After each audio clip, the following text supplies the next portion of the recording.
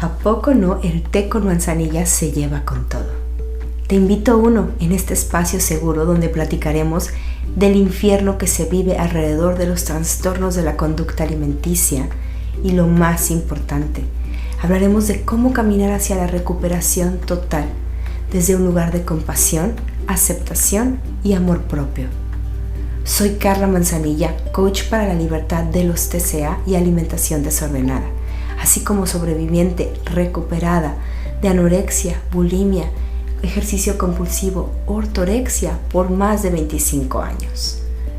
Te invito a que le demos un sorbito a nuestro té sin olvidar que nada de lo que se diga aquí sustituye un tratamiento profesional o médico, así que si hay temas que te puedan poner en riesgo, evítalos y cuida de ti. Sin más que decir, escuchemos el episodio.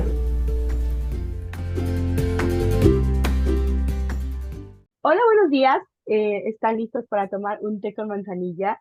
Estoy muy emocionada hoy porque tenemos una invitada muy especial. El episodio del día de hoy va a ser en inglés, pero lo van a poder encontrar en sus plataformas con alguna traducción en español. Welcome to un té con manzanilla. I'm incredibly excited. You can see my face. And I'm also very nervous about this and weird and oh my god, a lot of emotion inside of me because my guest today is more than a guest for me. Is oh my gosh, it's the most amazing person that I ever met in my life, and is my coach, and is my friend, and is mi hermanita. So I am more than grateful that she accepts to be here. And well, welcome, Victoria Kleinsman. It's an honor for me. You are how I say the other day, my God, I forgot the word. Mi madrina, say in Spanish. So, welcome. Thank you. It's an honor. And of course, I'm going to be here, Carla. You're such a special person in my life, and to see you grow from almost a year ago now, from like next month, from when we record this, to see the woman you've stepped into. And I know there's more to come as well. It's an honor to be here. So thank you for having me on. I'm excited. I'm excited. Well, I was thinking what I can ask for you. I have you 1 hour and you have so much wisdom that I can make a list and you can answer all the questions, right? But we don't have all day. So you always say to me that the people's stories are the most important to tell, right? So I believe too that. So I would love you share with us your story, please. Of course, I would be honored to share my story. So I'm going to give a medium-sized story, and then obviously you can ask questions at any point. If you want to interrupt me, just wave your hand and I'll stop talking and you can ask me, because you know what I'm like. I tend to just keep talking because I have a lot to say. Okay, so thank you, Carla. I'll start from where my dieting kind of journey began, which was most of the reason why I ended up the way I did, there's a lot of childhood trauma there as well. So when I was 9, I started dieting with my mum, not because I needed to, whatever that even means these days. I didn't need to diet. I just copied everything that my mum did. We was in a very codependent relationship, actually. I've only realized this in the last couple of years through a lot of therapy and things like that. So whatever she did, I did. And then whatever I did, she did. So we were kind of one person in a way. So that was obviously very unhealthy to start fucking with my food at such a young age. And then from the age of around 11 and 12, I developed anorexia nervosa. I remember being taken to the doctors by my mum, kicking and screaming, so to speak. So I was in denial that there's nothing wrong with me. And the doctor handed me like a leaflet with this anorexia nervosa on the front. And I was still in complete denial. I was like, no, that's not me. I can stop the eating disorder or the anorexia whenever I want to. I'm in control. Of course, I wasn't at all. And I didn't want to hear it, because anyone that was going to intervene with my anorexia would take me out of the safety, as you very well know, Carla, how that feels. Yeah. Of course, I understand that. You understand. So then the recovery process started unwillingly from myself, actually. I was lucky that I was under the care of my mum still, being so young. I say the recovery started, I didn't actually fully recover. I say fully recover, we'll go into that. I weight restored from around the age of 16, 17 was when I was weight restored. So it took a while because, as you know, if you don't have the right support, which I didn't actually have the right support at all in any way, shape or form, it dragged out for years because I was just resistant to everything. I didn't feel understood. I didn't feel heard. I just felt forced and pressured. And so none of the neuro pathways were being rewired, none of the root fear of weight gain, none of the self-love and the self-worth stuff. It was just eat more, gain weight. That was all it was. And eventually I did eat more and gain weight, and I was, quote, recovered. And the outpatient team were like, okay, you're at a healthy BMI, off you go, blah, blah, blah. And since then, when I was about 16, 17, for the next 20 years or so, how old am I? I'm 36 now. I started my true recovery around 31 years old. So until that time, the anorexia morphed into bulimia, binge eating, bulimia, which is the same thing in a way because the restriction was always there. The compensation for the food was always there. I basically had anorexia just in a bigger body when I was eating more, but then just compensating for it. And people don't understand that. So in the middle there as well, there was an abusive relationship, which I was in for 6 years. It was highly abusive, physically abusive, emotionally abusive. I didn't go to my sister's wedding due to the control that he had me under. It was interesting that, without getting into my childhood too much, and we can if you want to, of course, but my mum left my dad a few times when we were children, and I say we because I have a sister, and then she left him for good when I was 19. I didn't have a choice whether to live with my mum or my dad. She just left and I lived with my dad. And so interestingly enough, literally a few months later, I met this older man. So he was 35, I was 19. And in a way, he replaced my mum, because my mum she's such a loving person, but she was also very controlling. So I replaced him with her because he was very controlling.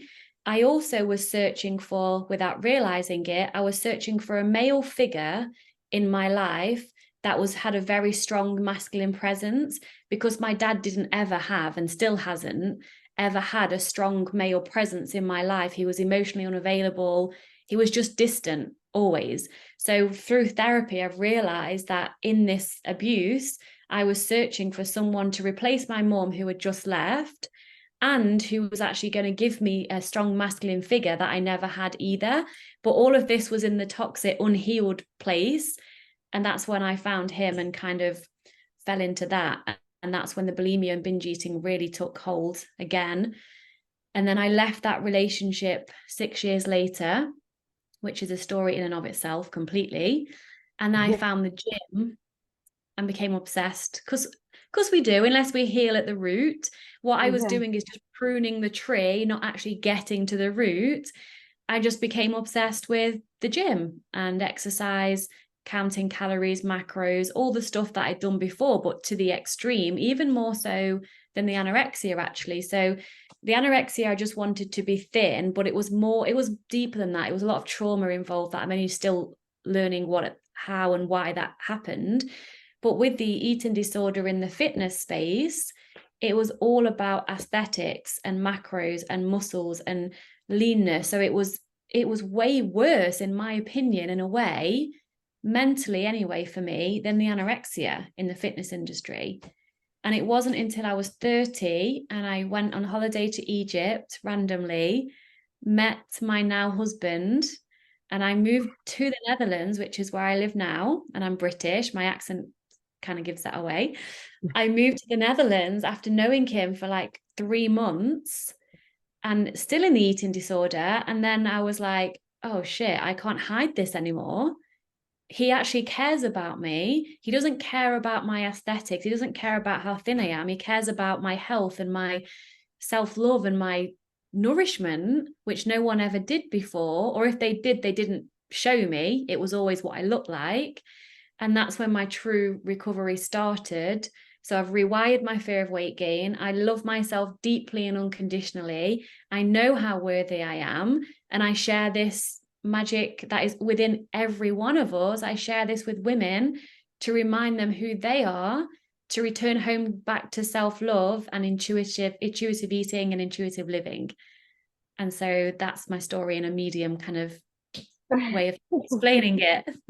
I know. Well, that was fun. I love it because you went to the roots and the seeds of everything. And I would like to ask you, how important is this relation that we have with our parents, right? Like, how we, as you say, we just copy the behaviors without thinking or without thought about that's something wrong in them.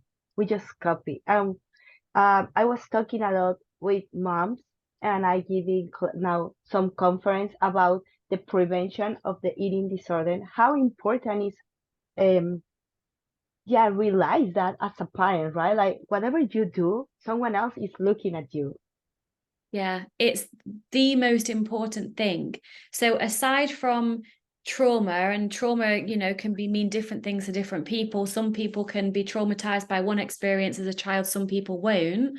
Aside from complex trauma that we can go into, in terms of behavior of the parent around food, around body image, and around worthiness and self-love, it's everything, because a child learns from their parents or their main caregivers from the second they're born, even before they understand what thought is or before they can even speak. Because let's say babies are watching a mother interact with her parents. Let's say the baby's 2 years old, one or 2 years old, and the baby doesn't understand exactly what's being said because they've not got that part of their brain developed yet.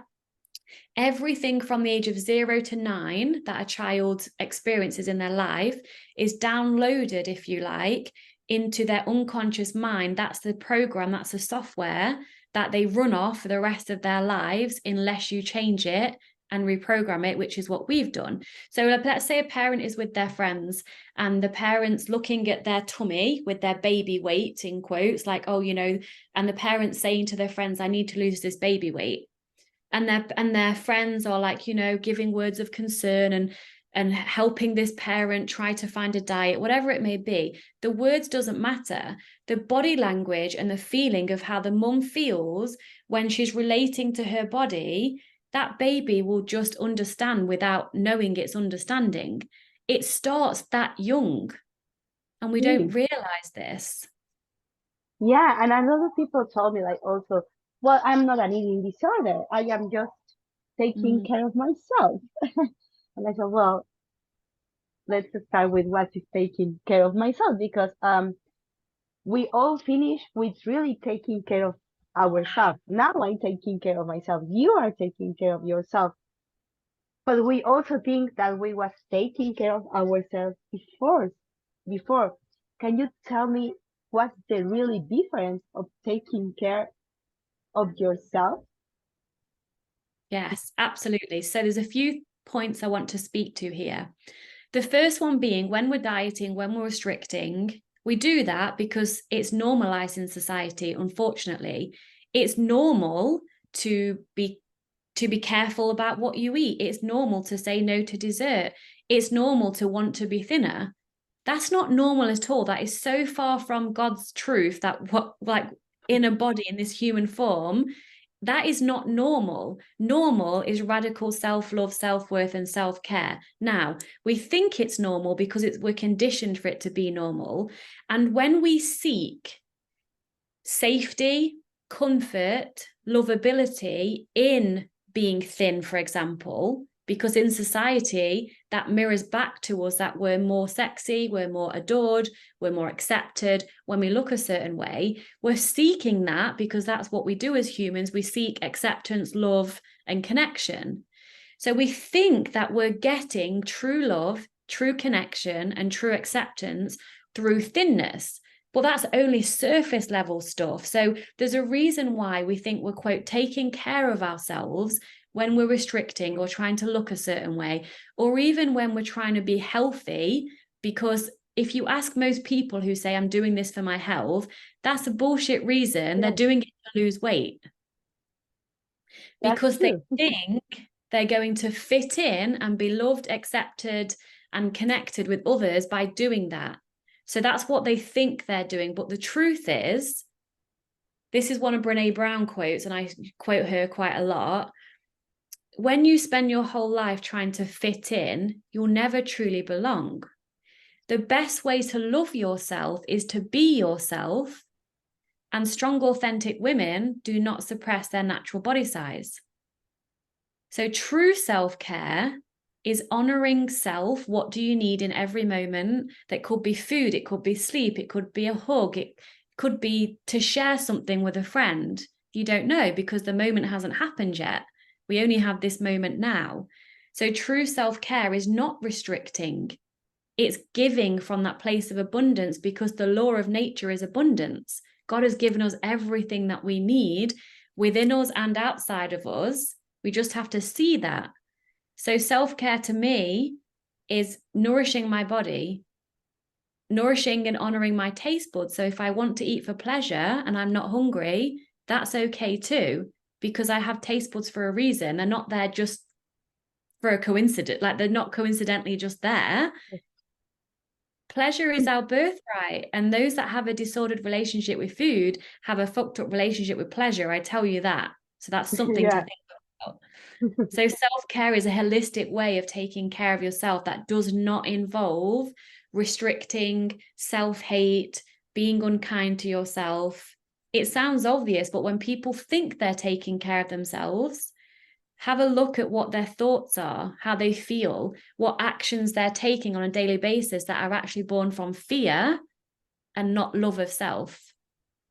Oh my God, that's so deep. And I love when you talk like that, because I mean, in one moment right now, I feel like we are in this conversation that we used to have when I was in recovery. And oh, I remember how much peace give to myself when I listen, like, okay, then that is what does mean take care or be healthy. That is the really, because also you can feel it inside of you, the difference, right?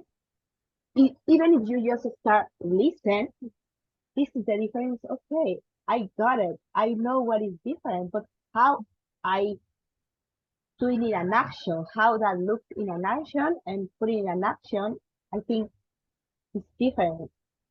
What we can do to put it in an action. It is. It's easy for someone that struggles, and that for someone that may be hearing me now and understanding and thinking, okay, wow, I would love to genuinely start taking care of myself, but I have no idea how. I have no idea what parts of myself I'm taking care of and what part is born from fear. How do I know the difference? A great way to do this is to imagine either a young child or a dog, or if you're an animal person, choose an animal or a puppy or something like that. If you're a baby person, choose a baby or another human. And then ask yourself, let's take the baby for an example. Would I treat this baby the same way that I'm treating myself? So for example, if you had a dog, let's use an animal example now. If you had a dog and I treated this dog the same way that I used to treat myself, this is how I would be treating the dog. Well, you're not allowed any dinner because you're not thin enough. Your fur looks shit. I'm not going to take you out in public because I'm embarrassed for you to see anybody. You can't play with your friends because your tummy's bloated. That would be animal cruelty. Yeah. But we don't realize we're doing that to ourselves. And so it can be helpful to use like someone outside of you to check, because everything is a mirror, right? We're in relationship to everything in the world, with people especially, but they're just mirrors to show you what's really going on. So if you use this dog example and you look at, okay, if I treated my dog the way I treated myself, oh wow, that's actually really abusive and that's not okay. So then the question would be, why is it okay to treat myself that way? And this is where the trauma comes in, because people don't believe they're worthy of being treated nicely. Totally. Yes, it's true. I mean, when you put it in outside of you, It's like, Mm. oh my God, what I'm doing with me. And I'm doing these actions every day Yeah. and calling me that names and treat me with that kind of violence that I will be in jail actually if I do the Yeah. same with another people, right?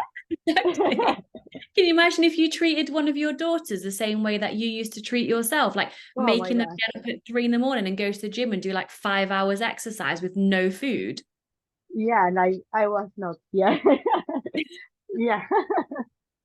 I remember actually when you told me the first time you told me this was really shocking because you told me you need to love.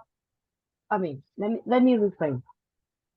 If you didn't love yourself, you can give love. You told me that, right? You need to Yeah. give the love you have the love that you have for yourself. And in my mind was like, okay, I love my kids 1 million times more than myself. And I know that. And you told me, no, you think you love your kid 1,000 more than you, but you just give what you are experience or the way or the size of love that you are experience right now. You can give more. And that's Yeah. true.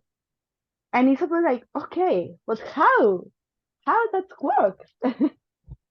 It works in a way that, let me say this in another way. So we can only receive love from other people to the same extent of that which we love ourselves. So you're also the source of what you say you seek. So if you love your children, yet you don't love yourself, that's showing you that, okay, I'm the source of love because I'm loving someone. And then so your job is to get in contact with that source of that infinite love within you that you're giving so beautifully to your children, and give that and receive, that's the most important word here, give and receive that from yourself to yourself. When you do that, your children that love you 100%, you will be able to feel 100% of your children's love. If you only love yourself 20%, I can love you 1,000,000% and you can only feel 20% of my love. Everything's a mirror. Yeah. And you say the clue word is receive, right? Because when you live in anorexia, bulimia, well, ED disorders, anyone, it's quite difficult to receive. Oh yes, we have, and I say we have, like meaning like the past us, Yeah. and in general people with eating disorders, we have two things. One I've already mentioned, a really fucked up relationship with pleasure. So I Yeah. invite people to journal. My relationship with pleasure is, and just watch what comes through. So that's the first thing. And number two, we have no idea how to receive what we say we want, because everything we want, let's say food freedom, is on the other side of us being able to receive food freedom. We like, well, who are we with food freedom? That's not safe to be in food freedom. I don't know who I am without that. I don't know if I'm worthy of food freedom. I want to be sick because, I wanted to be sick because when I was sick, people would take care of me. They would be like, oh, poor Victoria, she's anorexic, we need to take really good care of her. I didn't want anyone to make me well, but I wanted, this was all unconscious that I've realized through recovery, I just wanted someone to just fucking take care of me because I had so much pressure to be perfect growing up. I had so much pressure to be a mum to my mum. I took responsibility for her emotions. When she was upset, my heart physically broke. That's not normal for a child to feel that way towards their mother. So because without realizing I had so much pressure on me, I just wanted someone just to take care of me, to take the pressure away, for me just to be held and supported. And the way for that was to be anorexic, because then people who love you have to take care of you. So I didn't realize this at the time. I had a lot of anger towards anyone that was trying to make me well, but I received all of that attention and love and support that I just was deeply craving my entire life. Wow. that is it. And that talks about trauma and how we are connecting to our past and to our future also, right? Because the future is what is healing us, even if we don't see the future. How important also is like, okay, this is your past. You need to know your past, but also you cannot stuck in your past. You need to go and see what is going. Who are you going to become after this? And I remember you always told me like, okay, you need to see yourself in the most big and high version of yourself, right? So we go to the past, to the future all the time, and to create the present, which is funny because we need these two to create my present, which is the reality and the real life. Yes. Well, we only have the present moment, and what many of us do, like you said, is think of the past, think of the future, and I'll speak to the future in a moment, how that's really helpful. But actually, in the actual, real, true present moment, all there is now, and all there is peace, actually. It's your mind that creates the tension, the worry, the anxiety.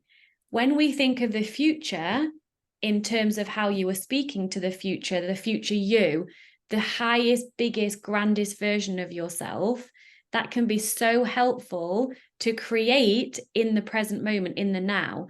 One thing that I might not have shared this with you, Cara, and if I haven't, you're going to love this. I may have shared this with you at some point. This isn't mine. This is from a man called Ed Milet, who's in the personal development space. He says that he imagines that when he dies, he goes to God and God shows him the version of him that could have been the best version of him in that lifetime, with the lessons he's been given. And what Ed wanted to see was when he dies and God shows him this version of him, which is the highest version he could have been, he wants to be that version of him. He wants to live his complete potential in this lifetime, the grandest, highest vision of him and his potential. Because everyone's different. Everyone doesn't have the same potential. And that's why it's so important to just focus on us. So if you have that higher vision of yourself, God will show you that if you don't know what it is. If you can envision it, that's being gifted to you. That's your future that you're remembering in the present moment. I know I'm going deep here, but it's true.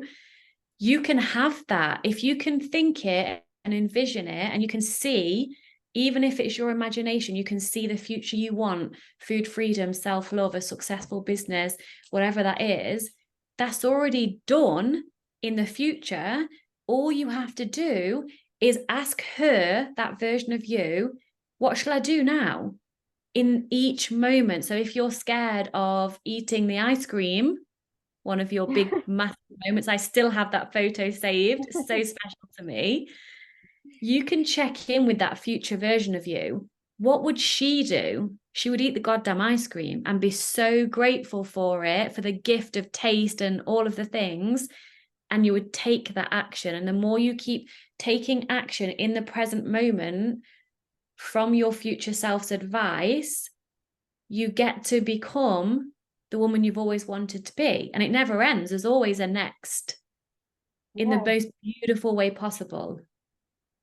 Yeah, I think you never shared that quote with me, like all this, but oh my gosh, it's totally true, because I remember the days that we journal. Well, I journal. You asked me to journal why I want to be that woman and who I want to be.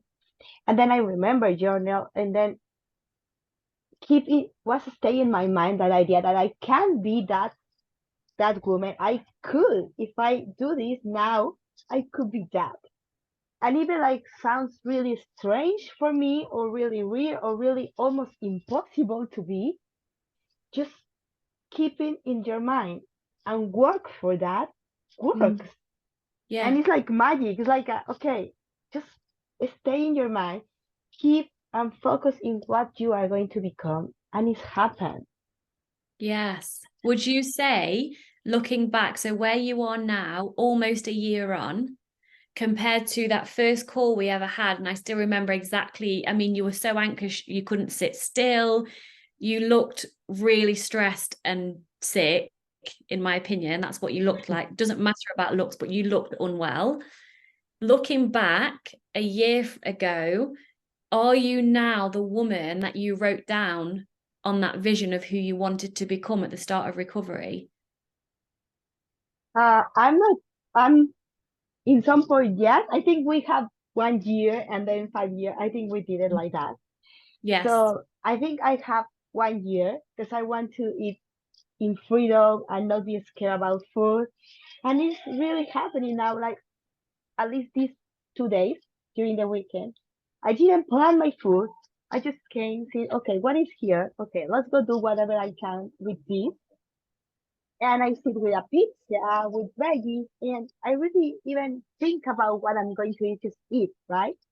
And what's really, when remind myself, say, okay, I'm doing this, and the food is just food now. And I remember how much I want the food, just want food. And that is happening now, like, okay, let's go, whatever. I mean, it's not whatever, it's enjoyable, but it's not like some pressure of oh, I cannot eat this. Oh, what is going to happen after I eat? Like, it's just food. And it's just so food. And it's so delicious. And it's a moment with my family, but you can move it on, right? Like, yeah. It's not like you need to stay in this moment because you are not going to have another moment. It's like, okay, it's amazing, it's food, but we can move it on to another activity. That's it. Yes. And that's amazing. And because I'm not focused in food now, I can focus in so many things now. And also my brain, because it's nourished and my soul is nourished, works and makes space for so many things. Yes, that's the key, isn't it? When you're obsessed with food and your body, you don't see a reality outside of that. And it's hard for someone who's perhaps listening or watching to this to think for them and for their lives what it would be like to be where we are, where I am or where you are. But that's because they're creating, and you'll know this one because I say this all the time, they're currently creating and only seeing from circumstance, not what's possible. Yeah. And when they think, oh, that's impossible, I can't do that, that's not true, because you are a creator. That's why God put us here, to create. So we get to create who we want to be. And when we have space in our mind that isn't always to do with food and our bodies, we've taken food off the pedestal. It's just a delicious part of life. And we actually have room to create and to use our mind. And like you said, you're nourished. You actually have the energy to do so. And then here you are with your own business. Here I am with my own business. Yes. We could not do this if we was obsessed 24/7 with food. We could. It's important. I mean, you ever imagine? Let's just start. You can imagine because I mean, if I was doing this or trying even to do a podcast, and I was living in eating disorder, in anorexia, I just will think, okay, it's a waste of time because it's taking me time from my exercise, right? Or it's taking me time from this, like, because obviously all your energy, even it's a little energy, but that little energy is focused in your anorexia, in any eating disorder that you have now. And it's so hard even imagine that you can concentrate in something else because you feel triggered and you feel in really danger if you leave that out. And I got it. Like, you feel like, okay, if I take out of my life, who are going to be without these feelings? Who are going to be without this control?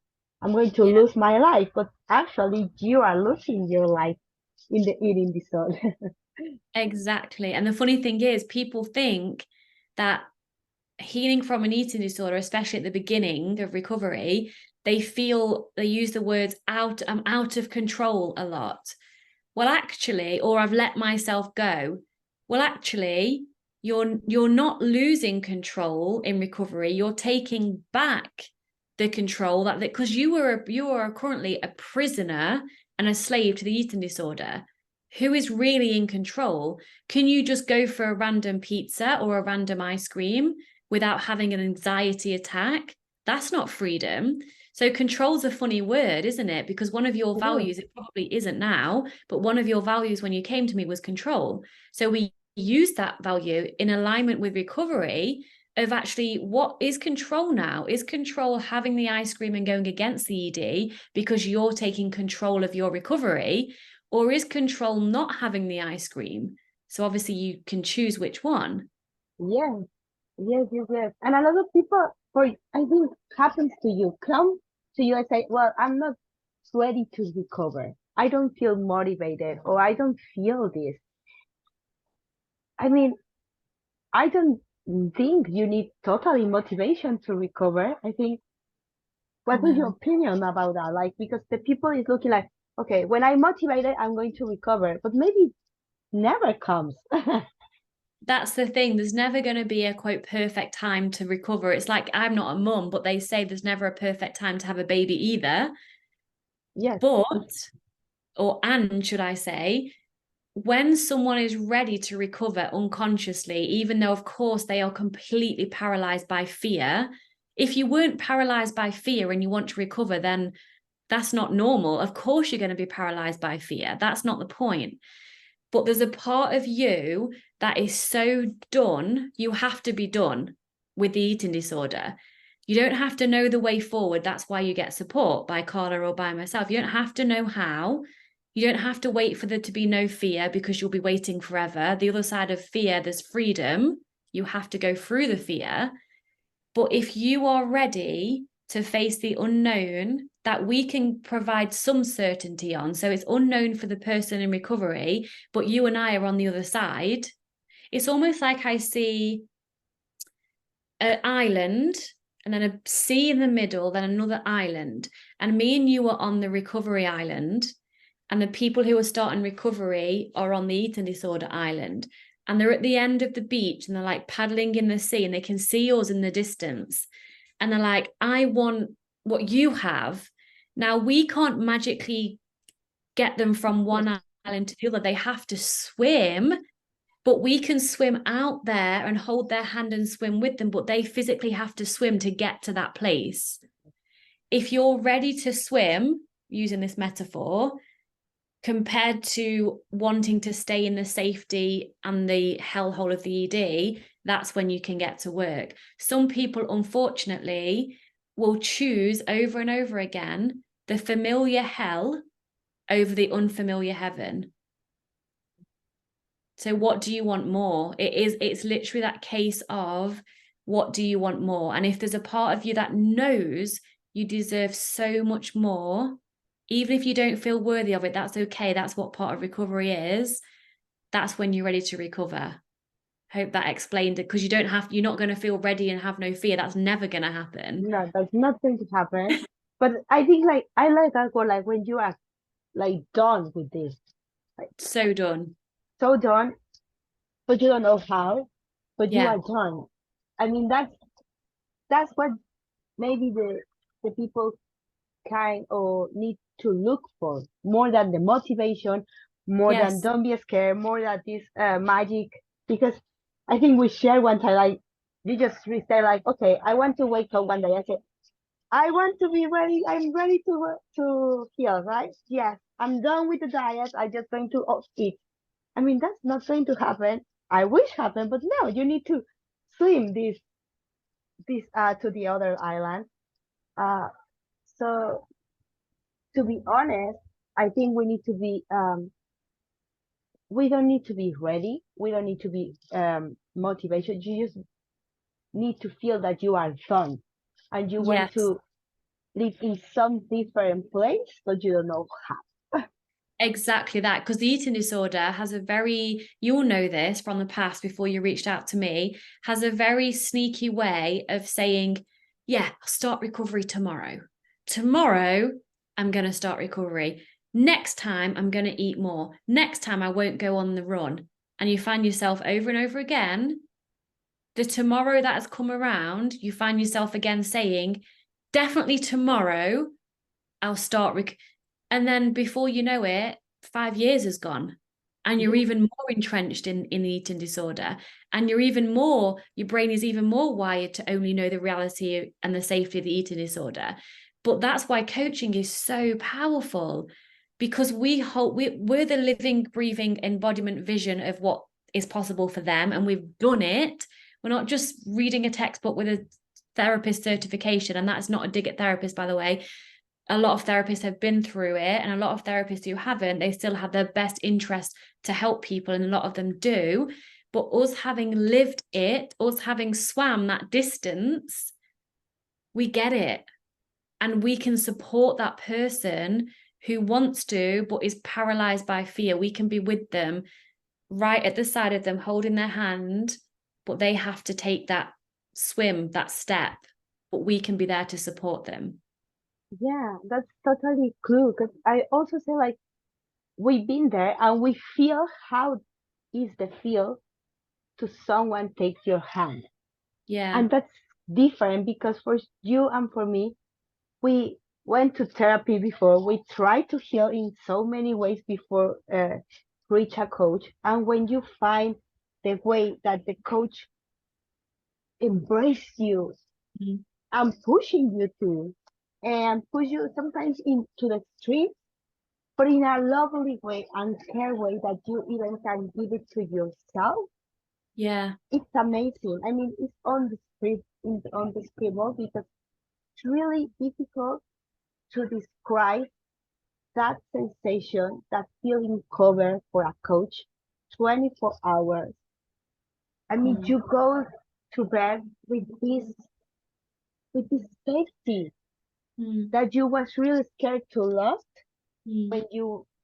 when you didn't have your eating disorder. You have this safe, this kind of I don't know, like there's someone is going to be there if I just, I will say, quote, lost Yeah. control, someone is going to be there.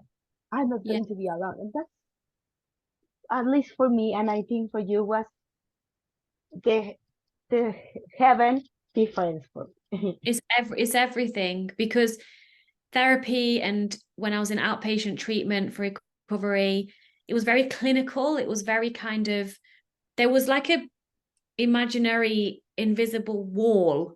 There was no love that could be penetrated. I'm not saying the person or the therapist didn't love what they were doing and didn't have a love for humans in general, but the way the relationship has to be with therapists, and especially, very professional team of outpatients and inpatients, the love's not there. And I have a plaque up there that you can't see, and it actually says chocolate is the answer, who cares what the question is. But I see that and I read, love is the answer. It doesn't matter what the question is. So instead of someone saying that's not good enough, eat more, you've lost weight, that's not good enough, this isn't very good, think of the consequences, compared to someone being like, sweetheart, I know how you feel. And like, I feel emotional now because it's so important to have someone saying, I get you, I understand you, and this is what I did, and this is what you're going to do too, because I believe in you. There's nothing like that feeling. And that's why I became a coach, because it's everything. So yeah, it's so important what we do, Carla. I know it, and now I feel emotional too because you say that words um that keep my attention with you, and I'm feeling the love that you was giving me to me even without meeting me in that moment. Like, you told me, I believe in you before you believe in me. And now it sounds worse, but for me in that moment was my commitment from recovery. What? This woman believe in me? How could be possible someone believe in me after so many years living in the hole with so many lies, right? Around, with so many covers, with so many pretendings there. And you was there trusting in me. Oh my gosh. That was the hell difference. Everything. Well, I saw the real you. I saw who you really are. And I met you where you were at. So I met the sick you. and I honored and loved you unconditionally, even in the sickness. And at the same time, I was speaking to that part of you that's already fucking recovered, the part of you that's having a thriving coaching business, helping women do the same. So with that strong belief that, well, it's not even a belief, it's like, well, of course you're going to it's like such a strong energy from me of course you are going to be there, and meeting you where you're at, and obviously intuitively coaching and guiding you and using God to guide me as well. Of course you're going to recover. It's like, it's not even a question. Yeah. And I do say that to the beginning. I said, okay.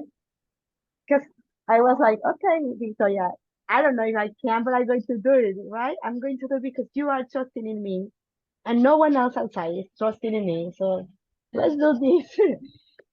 And you say this, I mean, we get this connection with God because you are really connected with God and with this superior force or power or whatever call another people. That's fine. But how important, or do you think it's really important to have this belief? Doesn't matter if it's God, universe, but this like higher power of yourself. Yeah. Do you think it's important? I think it's very important, but I also know and seen and believe that if someone hasn't got that, that's okay too. It just makes your life a lot easier. So if someone is listening to this that doesn't have a belief in a higher power, which I would be surprised at because of your religion and your connection to God, you will only tend to attract people who have the same anyway. So I would be surprised if someone listening to this isn't. But even if they aren't, that's okay because they get to believe in you as a coach. That's all you need to do, is believe in something or someone outside of you until they show you that you can indeed believe in you. So if you don't believe in God, believe in the universe. If you don't believe in universe, believe in Carla's energy as a coach. Just believe in something, because belief is everything. Yeah. Is belief? You told me that, right? Belief? Do you remember that you told me? Yeah, so when we're using beliefs in context of a belief that isn't serving us, so let's say you're believing that you need to be thin in order to be loved. Let's say you believe that you're not enough as you are. The word believe has the word lie written in it. So because we create our reality and we get to choose what things mean to create our reality, I use this with limited beliefs and beliefs that aren't serving us or me. It's just a lie, because the word lie is in the word belief. But even using that word lie, going even deeper here, because we create our reality, even the incredible feeling of I am enough, I can eat what I want, I am worthy as I am, that's still, I believe, to be ultimate truth, but that's still, quote, made up in a way, because the universe is polarity. You don't know left unless you know right. You don't know up without down, but everything just is. So even saying I am enough as I am, which you are, is also just a story you tell yourself. But why not tell yourself a story that serves you and connects you with the ultimate truth that is love? You may as well choose what serves you. Whether it's all made up, it doesn't matter, because life is made up anyway. Nothing means anything. That's true. That's true. And sometimes that even could be feeling. I mean, I remember when you told me you choose your reality. How that's true? And could be like maybe getting me upset, like how I'm going to trust, like how I'm going to choose um do this, or like how I'm going to choose be successful. I want to be successful, but how I can choose that? How I can create that? I'm not that person, like that kind of thing. And we really choose in so many ways. And it's important for whoever is listening, like just make a checklist and maybe write a journal or something that about anything that you think you don't choose, how you choose that in so many ways, like unconscious or conscious, doesn't matter, but you choose. And just God's work for you, or the universe works and give it to you, right? Yes, because having something in your life, an eating disorder, an abusive partner, a life you don't want to live, having that is evidence of part of you wanting that, because you created that. And this is where people get pissed, right? Yes. Because taking full responsibility of your life is scary. We don't want to do it because then the blame, in quotes, is on us. It's our responsibility to then create our life. But when you don't think you're the type of person that can create a life that they want, you're in disempowerment, which is the opposite, the exact opposite of who you actually are. You are God's child. You are so empowered, you can create anything you want. So when you take responsibility for that, without blame to yourself, without judgment to yourself, without being in victim mentality, that's when you're disempowered, and move from that place of gratitude of what you have and where you are, even if it isn't what you want. That's the first part. Gratitude of where you are and what you have.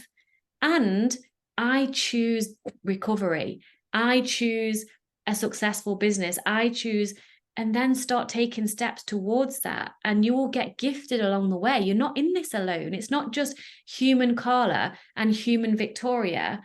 We're in co-creation with God, with the universe. So we're not alone anyway. So we have to, here's the word again, receive the guidance, the love, the signs, the help, the support from God, from people, from the universe. Receive that and use it to help us get to where we want to be.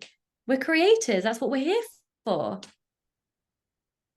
Oh, I love that part. It's hard. I mean, because every time that in your life happens, that something that you don't want to happen, it's like, oh my God, what I did for myself. Let's let's let's review, let's check, right? Let's go inside. And maybe that's three things that I will ask you in a different way. Before finish, I would like you first. What would you say for the people that is living now in the eating disorder, in the hell of eating disorder? What would your advice the people that is trying to recover but not recover and trying to go out because it's really hard of this off of everything? And what would you say the people that is already recovered? Like, because there are three different stages there, and I know we can have listeners in any of these stages. What will your advice in each one? Okay, so the first stage being someone who's not started recovery. Yes. I would say, I'll speak to that one first. I would say, what do you want? And I say that without judgment, without pressure. What do you want? Do you want to stay in the eating disorder? And I say this without patronization either. If you want to stay there because it's safer for you, that's your choice. I don't want that for you. You get to choose. What do you want? If that person's like, I want recovery, I want it with every cell of my body, but I have no idea how and I'm petrified, that doesn't matter. As long as you want it, you will have it. Ask and you shall receive. Knock on the door, be opened unto you. Whatever you want is given to you. You have to listen to what I said. Whatever you want is given to you. You have to want it. And then do the work. Work's a bit of a shit word. I wish there was another word for that. Take the aligned action to get what you want. Because you can't just want something and then magically receive it. That takes that defeats the object of personal growth and getting to know who you are along your journey. So to speak to your first part, I would just ask the question, what do you want? And then let's go. Let's do it. The second person, did you say the one in recovery, like kind of going through recovery? So I'm assuming they want recovery and they're already on the way to that, so that they've already got that question answered. What would I say to a person who's in recovery? Oh, okay, I have this, a good one. I would ask them, I'm all about questions.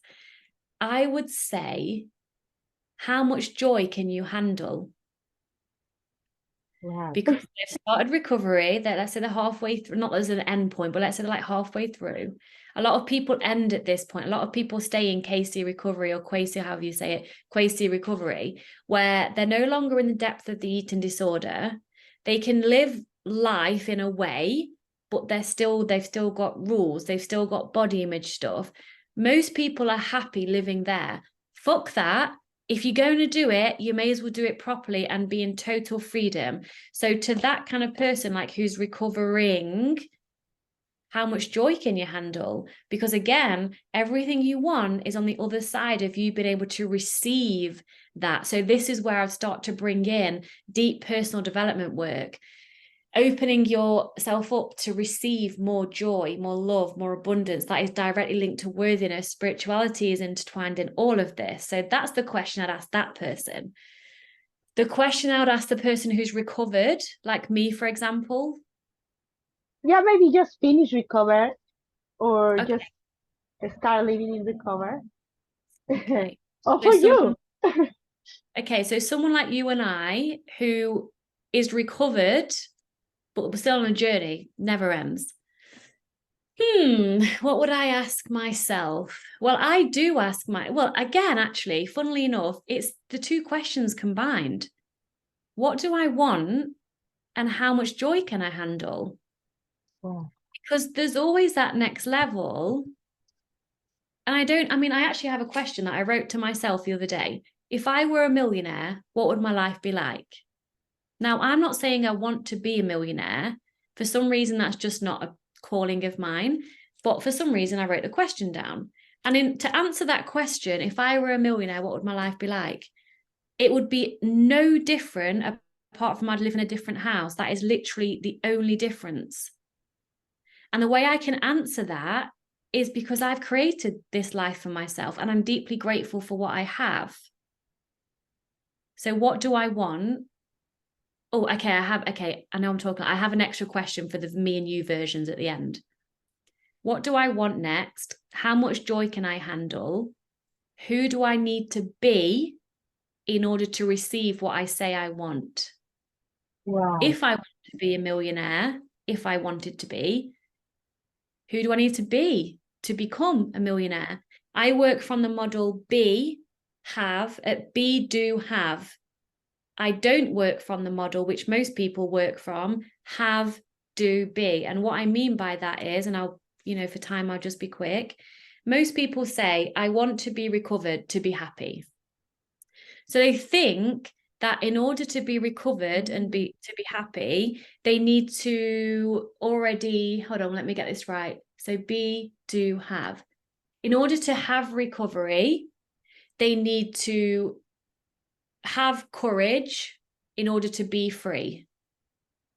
Whereas the be, do, have, you need to be courageous first in order to do recovery, in order to be free.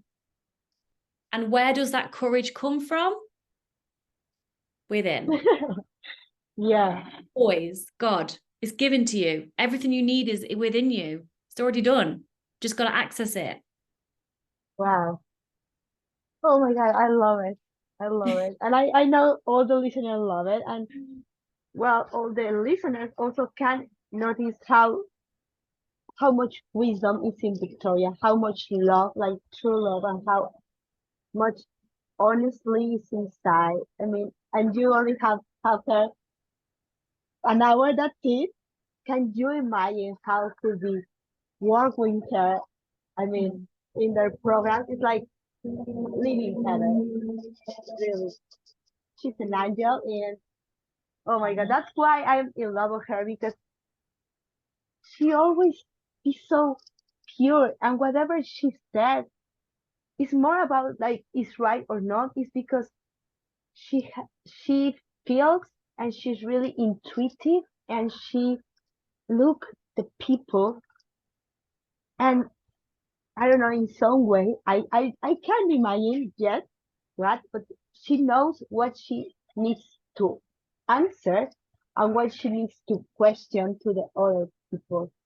And that's why it's magical work with her. I want to put all her information here, because for me it was she bring my life again to me. I know always been with me, but without her hand, and I will scream this to the world until I die.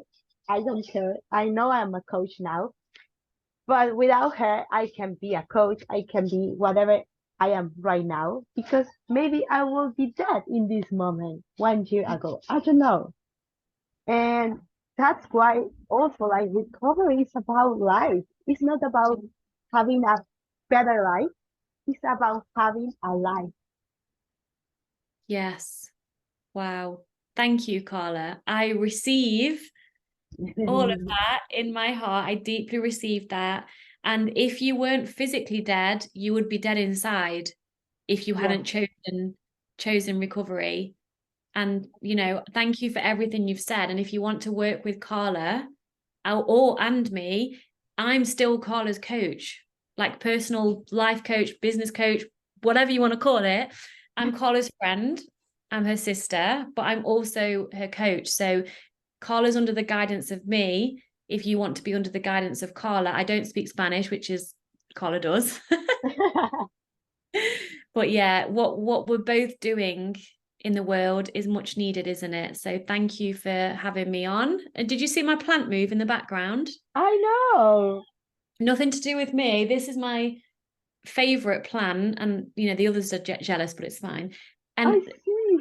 right, this is random from Victoria Random. When I got back from holiday, which was 2 weeks ago, I had not been in the house for like a week.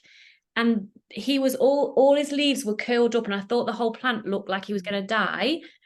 And it's because I wasn't here every day, because I say good morning to him, I say good night, I give him water when he needs to.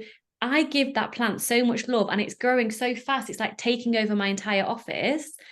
And that is, I'll end it on this actually. The way I speak to that plant with love and kindness is the right environment for that to grow and to flourish and to thrive.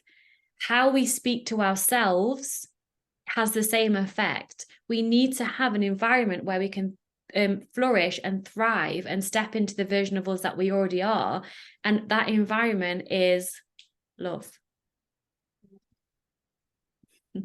I look like the plant is like almost hugging you. Look at I the know, arms it's right here. It's here. Yeah.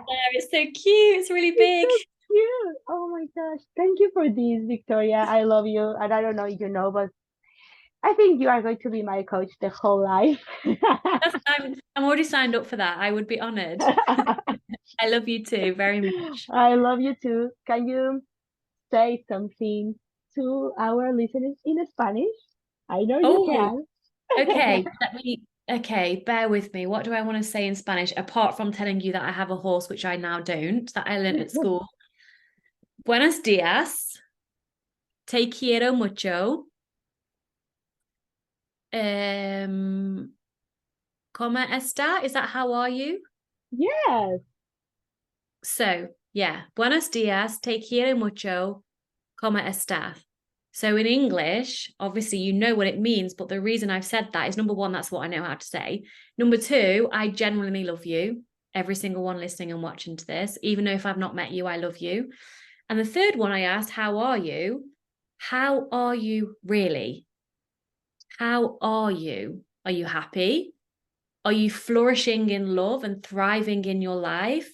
Because that's your birthright. If you're not thriving, if you're not full of love, yes, you're human, you have ups and downs, but if you are not in love with who you are, let's change that. Let's bring you back home to who you are.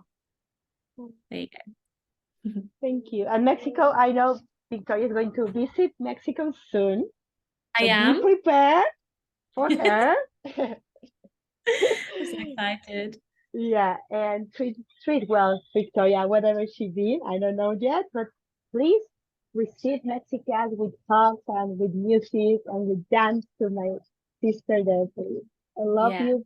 I love you so much, Victoria. Thank you for your time. Thank you for making this space for us. Really, we really appreciate, and I really love you in all the ways that I can say. And see you soon. Thank you. I love you too, Carla, and I love your listeners as well. Too. Thank you for having me on. Much love. Thank Mwah. you. Bye. Bye.